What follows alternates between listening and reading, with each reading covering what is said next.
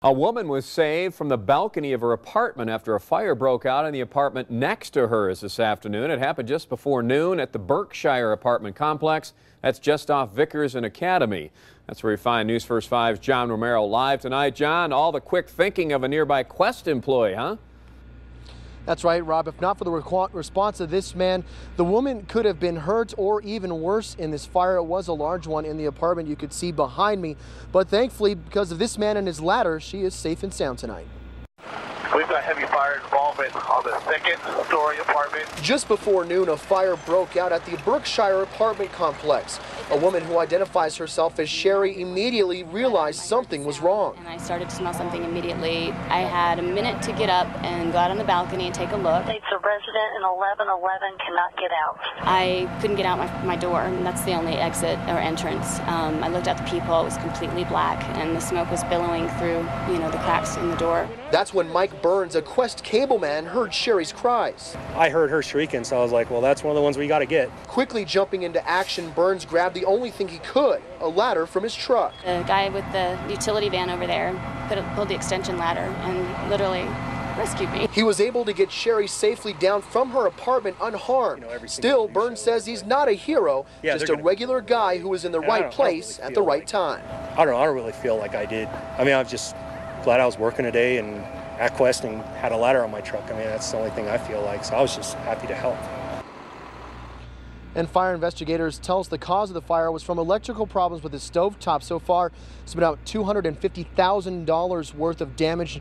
Nobody living there was hurt at the time, but 2 firefighters were taken to the hospital with minor injuries. Also, an off-duty police officer who responded was treated and released at the scene. Firefighters do tell us that the smoke detectors inside the building were not working properly at the time of the fire. Reporting live, John Romero, News First 5. Glad everyone's okay. Way to go, Mike Burns. Well, this apartment fire is the latest example of the newest trend sweeping emergency agencies in the Pikes Peak area, using social media, things like Facebook and Twitter, to keep the public informed. News First 5's Zach Thaxton with more. When the Berkshire apartments caught fire, this was our first image from the scene. It came from the Colorado Springs Fire Department via their Twitter page. Later, first word of the water rescue in Prospect Lake. When a 76-year-old man went missing on Friday, Springs police hit Facebook to ask for help finding him, then thanked Facebook followers when he was found safe on Saturday. Social media, it takes seconds to use, it takes seconds to set up, and it puts you in a position to where you're able to tell your story and get feedback. We needed to think outside of the box when we had our potential rabid bat exposure. In August, a young couple dropped off a bat at the Humane Society. That bat tested positive for rabies. Since rabies is fatal in humans, the health department rushed to get word out on Facebook and Twitter and put surveillance video up on YouTube to try to reach a younger audience. That is how these individuals ended up realizing that the health department was trying to reach them and that we needed to conduct our investigation.